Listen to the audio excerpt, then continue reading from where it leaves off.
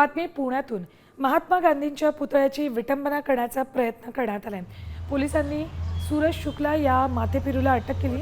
हातात कोयता घेऊन तो पुतळ्याच्या चौथऱ्यावर चढला होता।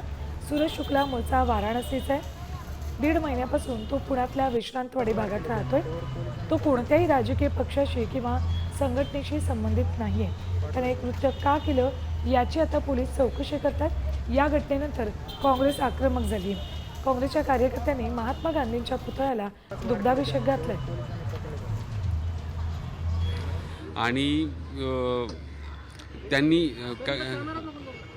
वाई कुठून आलं त्याकडे त्यांनी ते वाई येथून विकत घेतलेलं होतं आणि नारळ सोलण्यासाठी ते विकत घेतलेलं होतं असं सांगितलेलं आहे त्यांनी। वाईला तो देवदर्शनासाठी गेलेला होता। तो गेले 3 महिन्यापासून विविध ठिकाणी देवदर्शन करत आहे आणि रुद्राक्ष विकणे आणि देवदर्शन करणे असं त्याचं प्राथमिक दिसतंय।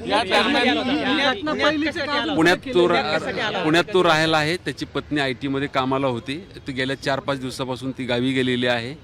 हाही तिच्यासोबत जाणार होता, परंतु तो कधी त्याच्या मुडी स्वभावामुळं तो गेलेला नाहीये। लष्करी गीत गातो सर लष्करी गीत गातो, लष्कराचे कपडे सुद्धा असल्याची नेमकं काय? नाही, मला त्याबाबत माहिती नाही।